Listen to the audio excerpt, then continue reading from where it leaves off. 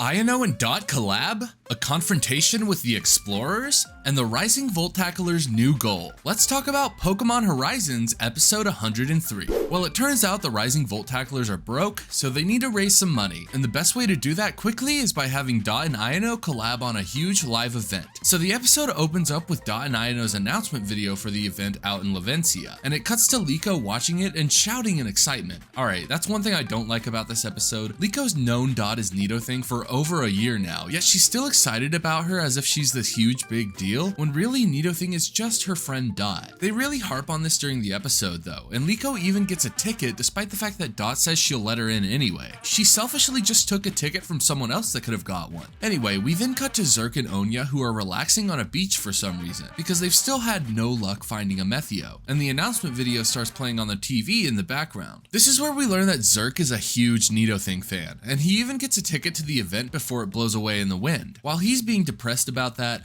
Liko, Roy, and Dot are killing time until the show, when they encounter Zerk and Onya, which looks like it's about to be a confrontation, but Zerk is still depressed, so instead, they agree to help him find his ticket. Also, Dot ends up offering her ticket to him, and like, Liko and Roy getting tickets is one thing, but why on earth did Dot get one? Anyway, he declines because he notices Dot has the same Pokemon as Nidothing, I wonder why, and so the majority of this episode is them searching for the ticket, and I'm just gonna be honest, this was so useless and boring to me. Surely there had to be something a little more interesting here. I don't even want to talk about it in depth, but it basically just ends up with them battling a Wugtrio who happens to hold Zerk's ticket, and they get it back and all go to the venue. Honestly, this part was really chill, and I love that Nidothing chose Zerk to come on stage since she saw how big of a fan he was and how much he had to go through to get his ticket. It even ends with Zerk accidentally discovering Dot is Nidothing, but his shock quickly fades as she runs back into frame with the full costume on. This was a much lighter episode, which we were kind of due for one after the last 4 or 5 were pretty major, so I'm not mad about it. In fact, it ends on a pretty cool cliffhanger where Zerk and Onya reveal that they aren't working for the Explorers anymore and ask the Rising Volt Tacklers to help them find a Methio. I can't wait to see the response in the next episode, and if you want to know what happens next, follow me for weekly Pokemon Horizons reviews.